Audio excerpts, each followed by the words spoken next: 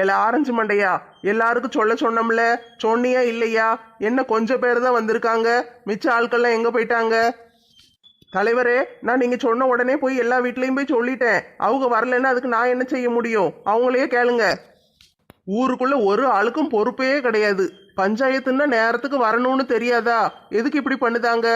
சரில, நீ இருக்கிற ஆளுகளை பூரா கணக்கெடுத்து வச்சுக்கோ. யார் யார் வந்திருக்கான்னு ஒரு நோட்ல பேரெல்லாம் எழுதி வச்சுக்கோன்னு. பிற நாலு பின்ன தேவைப்படும். எல்லார் பேரையும் எழுதிரு, யாரையும் விட்டுறாத. சரி தலைவரே, நோட்ல எழுதி வைக்க. சொன்ன வேலையை உடனே செய். அதுக்கப்புறம் நான் பஞ்சாயத்தை ஆரம்பிச்சுக்கிடுதேன். உடனேவா செய்யணும்? சொன்ன உடனே இவருக்கு செஞ்சு முடிச்சிடணும். சரி செய்யுதேன், நீங்க பஞ்சாயத்தை ஆரம்பிங்க. சமந்திமா, என்ன இருந்தாக்குல பழைய ஹேர் ஸ்டைலுக்கே மாறிட்டீங்க?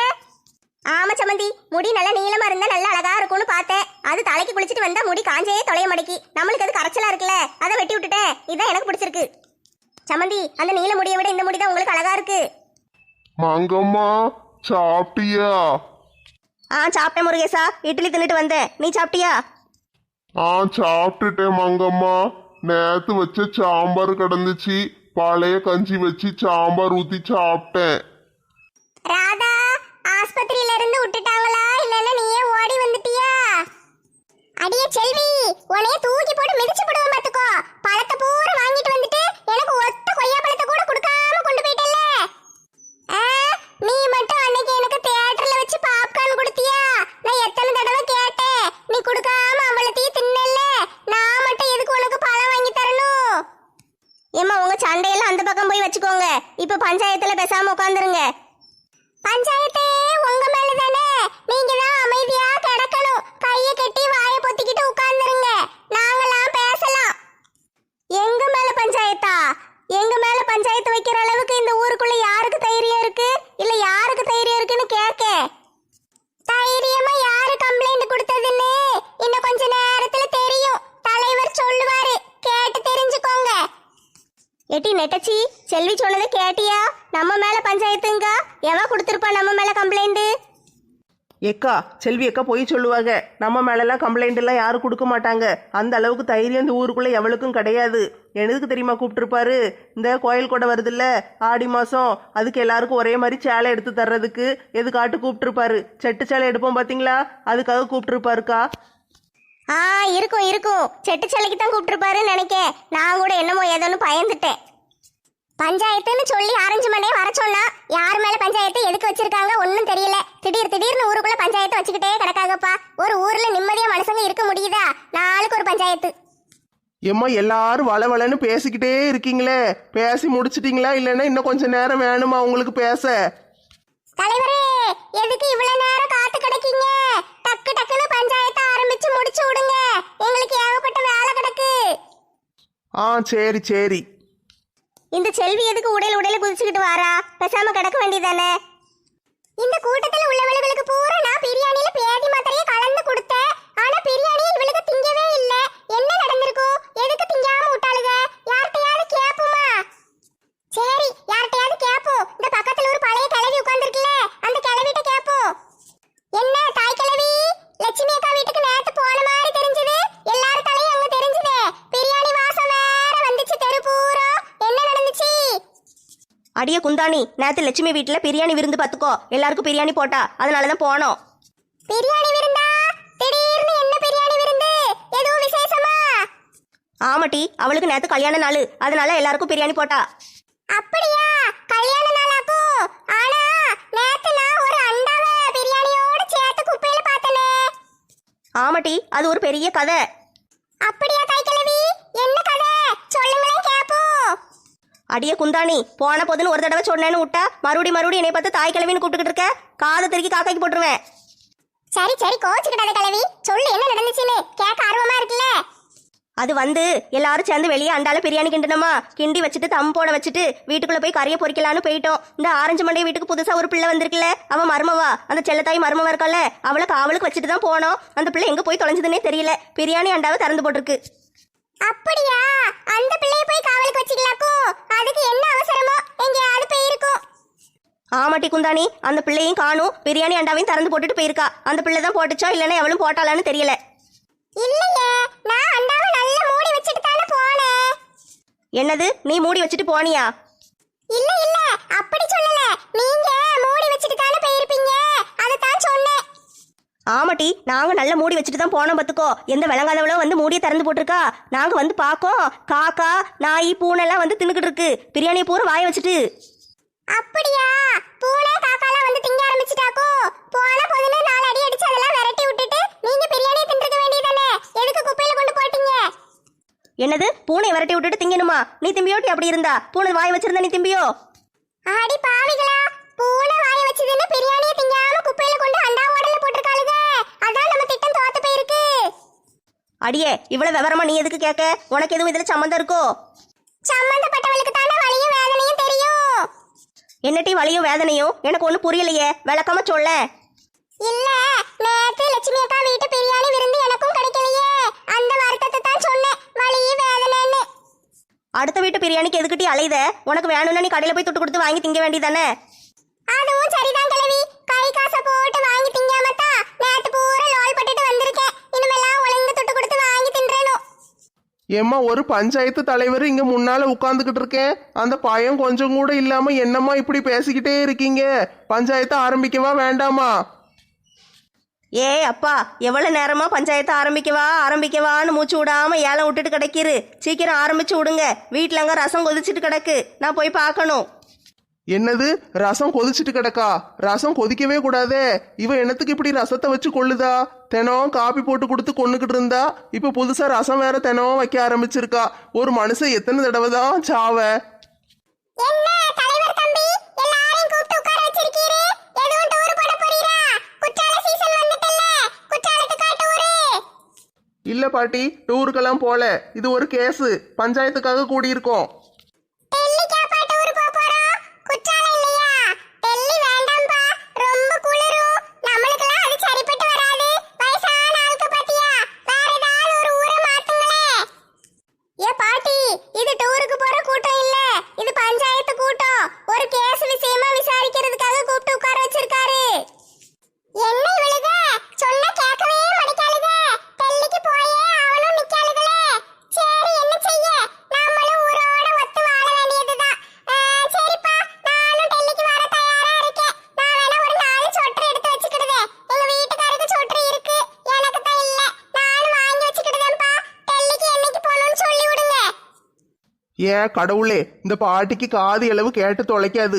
நம்ம ஒன்று சொன்னா அது ஒன்று சொல்லிக்கிட்டு இருக்கோம். டூருக்கு போற நிலைமையிலேயே இருக்கு. இப்போ டூருன்ட்டு கிடக்கு. சரி, அது பாட்டுக்கு புலம்பிட்டு கிடக்கட்டும். நம்ம பாட்டுக்கு பஞ்சாயத்தை ஆரம்பிச்சு விடுவோம். ஏம்மா, எல்லாரும் நல்லா கேட்டுக்கோங்கம்மா. பஞ்சாயத்தை ஆரம்பிச்சு முடிக்கிற வரைக்கும் நான் மட்டும்தான் பேசுவேன். இல்லைன்னா நான் யார்கிட்ட கேள்வி கேட்கணும், அவங்க மட்டும்தான் பதில் சொல்லணும். வேற யாரும் குறுக்க பேசக்கூடாது, சரியா? தலைவரே, கேள்வி கேட்க போறீராக்கோ? எத்தனாப்பு படத்துல இருந்து கேப்பீரு? 10ஆப்பு படத்துல இருந்து கேட்கட்டாமா? நான் பண்ணாப்பு படத்துல இருந்து கேளுங்க, டக்கு டக்குன்னு பதில் சொல்லுதே. ஏம்மா, விளங்காத வேலை பார்த்துக்கிட்டு இருக்காதம்மா. நான் ஒன்று பாடம் நடத்தி பரீட்சை வைக்கிறதுக்கு கூப்பிடல, எல்லாரையும் பஞ்சாயத்துக்கு கூப்பிட்டுருக்கு. இன்னைக்கு ஒரு கேஸு, ஒரு 3 பேர் மேல கம்ப்ளைண்ட் வந்திருக்கு. அதை பத்தி தான் பேச போறோம். தலைவர் அங்கிள் 3 பேரை பத்தி கம்ப்ளைண்ட்னு சொல்லுதாரே, அந்த 3 பேரும் நம்மளதான் இருக்குமோ? நெட்டச்சி சொல்லு. இல்லை, இப்பெல்லாம் கிடையாது. அது இந்த முன்னாடி வரிசையில் உட்காந்துருக்காங்கல்ல, செல்வி அக்கா, ராதாக்கா, சேலக்கார பாட்டி, பிறகு வேற யார் மேலேயாவது கம்ப்ளைண்டா இருக்கும். இல்லைன்னா ராணி அக்கா ரசம் ஒழுங்கா வைக்கலன்னு கம்ப்ளைண்ட் கொடுத்துருப்பாங்க யாராவது. தலைவரே, 3 பேர் மேல கம்ப்ளைண்டா? யார் அது? என்ன தப்பு செஞ்சாங்க? ஏம்மா, நான் தமிழ்ல தானே பேசிக்கிட்டு இருக்கேன். உங்களுக்கெல்லாம் புரியலையா? யாரும் குறுக்க பேசக்கூடாதுன்னு சொன்னோம்ல. அதையும் மீறி எல்லாரும் பேசிக்கிட்டு இருக்கீங்க. பஞ்சாயத்து நடத்தணுமா வேண்டாமா? வேண்டாம் தலைவரே, பஞ்சாயத்துக்கு லீவ் விட்டுருங்க. நம்ம எல்லாரும் சேர்ந்து படத்துக்கு போவோமா? என்னது, பஞ்சாயத்தை லீவ் விட்டுட்டு படத்துக்கு போகணுமா? என்ன காலேஜை கட்டடிச்சிட்டு படத்துக்கு போற விஷயம் நினைச்சீங்களா? அடியே, எல்லாரும் சும்மா கடங்கடி. எங்க வீட்டுக்கார போட்டு சிறப்படுத்தாதீங்க. அடியே, எல்லாரும் சும்மா கடங்கடி. அந்த மனுஷன் பாவம், தலைவர் மனுஷன் பாவம், நம்மளுக்காக என்னெல்லாம் செய்தாரு. அது போதாதுன்னு இந்த ராணிகிட்ட வேற கடந்து காப்பியும் டீ குடிச்சிட்டு கஷ்டப்பட்டுட்டு உயிரை விட்டுட்டு கிடக்காரு. அவரை போட்டு சிறப்படுத்தாதீங்க டீ. எல்லாரும் அமைதியா இருங்க. என்ன பாட்டி, நான் காப்பி போட்டு கொடுத்து எங்க வீட்டுக்கார கஷ்டப்படுத்துறணும்? ஏட்டி பாவம், அவர் தாண்டி ஒரு நாள் சொல்லி புலம்பிக்கிட்டு இருந்தாரு, காப்பியும் டீயும் போட்டு கொலையா கொண்டுகிட்டு இருக்கான்னு. யோ பஞ்சாயத்து தலைவர், அப்படியே சொல்லி வச்சிருக்கீரு எல்லார்ட்டையும்? அப்பா, நான் பஞ்சாயத்து வச்சு இவளுகளை விசாரிக்கலான்னு பார்த்தா இவளுக்கு என்னைய மாட்டி விட்டு எனக்கு ஒரு பஞ்சாயத்து வச்சிருவாளுக போல. இல்ல ராணி, நான் அப்படிலாம் குறை சொல்லுவேனா? உன் காப்பியும் டீயும் என்ன பிரமாதமா இருக்கும். இந்த பாட்டி வேற யாராவது சொன்னதை கேட்டுட்டு உளறிட்டு கிடக்கு. நீ அது சொல் பேச்செல்லாம் கேட்காத. ஆ சரிங்க, நான் கேட்கல. சரிம்மா, இன்னைக்கு எதுக்கு பஞ்சாயத்துன்னு சொல்லுதேன். சரியா? இன்னைக்கு ஒரு 3 பேர் மேல கம்ப்ளைண்ட் வந்திருக்கு. நம்ம ஊர் ஆளுக்க தான். நம்ம ஊர்ல எப்பவும் சோத்த களவாண்டு தின்னுக்கிட்டு அலைவாளுகள்ல ஒரு 3 பேரு. உங்க எல்லாருக்கும் யாருன்னு தெரியுதா? அப்படி யாரும் நம்ம ஊர்ல இல்லையே தலைவரே. ஏம்மா நீ பேசாம இரு. அந்த 3 ஆள்ல நீயும் ஒருத்தி. என்ன தலைவரே சொல்லுதீங்க? நாளை என்ன அழகான சொக்க தங்க பொண்ணு தெரியுமா? நம்ம ஊர் நயன்தாரா நானு. என்னைய பார்த்து என்ன சோத்த களவாண்டேன்னு சொல்லுதீங்க? ஏம்மா நீ சோத்த களவாண்டேன்னு சொல்லலம்மா. சோத்த களவாங்கிற கூட்டம்னு தான் சொன்னேன். அந்த கூட்டத்துல ஒரு ஆளு நீ. சரியா? இன்னைக்கு நான் இன்னும் பஞ்சாயத்தை ஆரம்பிக்கல, சொல்லிக்கிட்டு தான் இருக்கேன். முழுசா சொல்ல விடு என்னைய. ஆ சொல்லுங்க தலைவரே, சொல்லுங்க. நம்ம ஊர்ல 3 ரோசஸ்னு ஒரு 3 பேர் இருக்காங்க. அது யாருன்னு தெரியுதா? ஏ, அது நாங்க தான். நானு, மாலாக்கா, சிம்ரன் 3 பேரும் தான் 3 ரோசஸ். ஆமா தலைவரே, நீங்க சொல்றது கரெக்ட் தான். அந்த 3 ரோஜாக்கள் நாங்க 3 பேரும் தான். நீங்க என்ன செய்ய போறீரு? எங்களுக்கு தனியா ஸ்பெஷலா கவனிப்பு தர போறீரா? கோயில் கொடைக்கு சேலை எதுவும் எடுத்து தர போறீரா? மாலா, இடையில கொஞ்ச நாளா நல்லவளா இருந்தியேன்னு பாக்க. இல்லைன்னா உன்னையே போலீஸ்ல புடிச்சு கொடுத்துருவேன் பாத்துக்கோ. தலைவர் டாடி, என்ன இப்படி சொல்லிட்டீங்க? சொல்றத முழுசா கேளுங்கம்மா. நேத்து நீங்க 3 பேரும் சேர்ந்து வீடு வீடா போய் துட்டு வசூல் பண்ணீங்களா? ஆமா தலைவரே, வசூல் பண்ணோம். இப்போ அதுக்கு என்ன? வருஷம் வருஷம் ஆத்தாளுக்கு கூழ் ஊத்துறதுக்கு நான் தான் என் சொந்த துட்டை போட்டு செலவு பண்ணுவேன். அது உங்களுக்கு தெரியும்ல. தெரிஞ்சும் நீங்க எதுக்கு எல்லா வீட்லயும் போய் துட்டு வசூல் பண்ணீங்க? தலைவரே, நாங்க தான் வசூல் பண்ணோம். எதுக்கு தெரியுமா? நம்ம கோயிலுக்கு ஏதாவது நன்கொடை கொடுக்கணும்னு நினைச்சோம். எங்கிட்ட துட்டு இல்ல. அதனால வீட்டுக்கு வீடு வசூல் பண்ணி அந்த துட்டை வச்சு நாங்க கோயிலுக்கு செஞ்சோம். கோயிலுக்கு என்ன செஞ்சீங்க? தலைவரே, நேத்து ஒரு 2500 ரூபா வசூலாச்சு பாத்துக்கோங்க. அதுல ஒரு 300 ரூபா நாங்க 3 பேர் சேர்ந்து எடுத்துக்கிட்டோம். ஆளுக்கு 100 ரூபாய்க்கு ஜூஸ் வாங்கி குடிச்சோம். வேற ஒண்ணும் செய்யல. காலையில இருந்து ராத்திரி வரைக்கும் சுத்தி இருக்கோம்ல, அதனால நாங்க ஜூஸ் வாங்க 100 ரூபா எடுத்துக்கிட்டோம். மிச்ச காசை கொண்டு போய் கோயில்ல பூசாரி இருப்பார்ல, அவர்கிட்ட சொல்லி கோயில் உண்டியல்ல போட சொல்லிட்டோம். என்னம்மா சொல்லுதீங்க? கோயில் உண்டியல்ல போட்டீங்களா? ஆமா தலைவரே, ஆத்தாக்குன்னு சொல்லி துட்டு வாங்கி நாங்க ஏமாத்துவோமா? நாங்க கொண்டு போய் கோயில் உண்டியல்ல போட்டோம். எங்களுக்குலாம் அந்த துட்டு வேண்டாம்ப்பா. கம்ப்ளைண்ட் வேற மாதிரி வந்துச்சேம்மா. வீட்டுல சும்மா இருந்த ஆள்கிட்டெல்லாம் போய் 500 ரூபா 500 ரூபான்னு வசூல் பண்ணியிருக்கீங்க. ஆமா தலைவரே, 5 வீட்டில் தான் வசூல் பண்ணோம். அது 5 பேர். 1 செல்வி அக்கா, 1 அந்த சேலக்கார பாட்டி, 1 நம்ம லட்சுமி அக்கா, 1 இளிச்சக்கா. பிறகு 1 யாரு மறந்துட்டோம். ஆனால் பக்கத்து ஊருக்காருன்னு நினைக்கேன். யாரோ ஒருத்தர் போகிற வழியில் கொடுத்துட்டு போனாரு. அதனால 5 வீட்டில் வசூல் பண்ணோம். பிறகு ஒரு 10 லிட்டர் பால் கிடச்சிது. பால்கார பாட்டி கொடுத்தாங்க. அவங்ககிட்ட வாங்கிட்டு போய் அதையும் கோயிலில் கொடுத்துட்டோம். நாங்கள் ஒன்றும் எதுவும் செய்யலை. இருந்தாலும் நீங்க போய் சொல்லி வசூல் பண்ணது தப்பு தானம்மா. ஊருக்குள்ள நான் என்னைக்கு வசூல் பண்ண சொன்னேன் உங்களை? நான் உங்களை ஆபீசரா போட்டேன்னு வேற சொல்லியிருக்கீங்க. அதுவும் கூல ஆபீசரா. கூல ஆபீசர், குழம்பு ஆபீசர்னு நானாமா உங்களை வச்சேன்? தலைவர் டாடி, சும்மாவே வீட்டுல கிடக்க ஒரே போர் அடிக்கி பாத்துக்கிடுங்க. அதனாலதான் வீட்டுக்கு வீடு வசூல் பண்ணோம். இன்னும் அடுத்து ஏதாட்டு வேலை இருந்தா சொல்லுங்க, உங்களுக்கு சேர்த்து நல்லா வசூல் பண்ணி தாரோம். ஏம்மா நீங்க ஒரு அணியும் புடுங்க வேண்டாமா. நீங்க நேத்து போய் வீட்டுக்கு வீடு வசூல் பண்ணதுக்கே அவ என் வீட்டு வாசல்ல நின்றுக்கிட்டு துட்ட கொடுன்னு கேட்டுக்கிட்டு இருக்காளுங்க. எல்லாருக்கும் நான் நம்ம துட்டு கொடுக்க முடியும்? இதுல நான் ஹார்ட் அட்டாக்கு இழுத்துட்டு கிடக்கேன்னு வேற சொல்லியிருக்கீங்க. ஆஸ்பத்திரியில இருக்கேன்னு பழத்தை வாங்கிட்டு பார்க்க வந்திருக்காளுங்க. இதெல்லாம் தேவையா எனக்கு? அட கடவுளே, இதெல்லாம் எப்ப நடந்துச்சு? தலைவர் ஆஸ்பத்திரியில கிடக்காருன்னு யார் சொன்னா? ஏம்மா இவளுக்கு 3 பேரும் சேர்ந்து தலைவர் ஆஸ்பத்திரியில இழுத்துட்டு கிடக்காரு, அவர் ஆத்மா சாந்தி அடையணும், 500 ரூபா கொடுங்க, கூழ் ஊத்தணும், அப்படி இப்படின்னு சொல்லி துட்டு வசூல் பண்ணியிருக்காளுங்கம்மா. வாங்கிட்டு போயிட்டாளுங்க. இவளுகளும் நம்பி ஆஸ்பத்திரியில போய் பழத்தெல்லாம் வாங்கிட்டு போய் பார்த்துருக்காளுங்க. அங்க போனா ராதா கடந்திருக்கா. இதெல்லாம் எனக்கு தேவையாம்மா? 500 ரூபாயை கொடுன்னு செல்வியும் சேலக்கார பாட்டியும் என்கிட்ட சண்டை போடுதாங்க. நான் எல்லாருக்கும் 500 ரூபா கொடுக்கணுமோ? அடியே, நீங்க இப்படி செஞ்சிருக்க கூடாதுல்ல. இதெல்லாம் தப்பு தானே? என்ன தலைவர் என்னாச்சு? நாங்கள் 5 வீட்டில் தானே வாங்கினோம். மற்ற வீட்டிலலாம் நீங்கள் எப்படியும் கோயில் கொடைக்கு வசூல் பண்ணுவீங்கல்ல, அதுக்கு பதிலாக நீங்கள் அவங்கக்கிட்ட வசூல் பண்ணிக்கோங்க. இவங்கள மட்டும் விட்டுருங்க. சரியா? நாங்கள் அந்த துட்டை கோயிலில் சேர்த்துட்டோம். எப்படினாலும் உங்களுக்கு வேலை மிச்சம் தானே.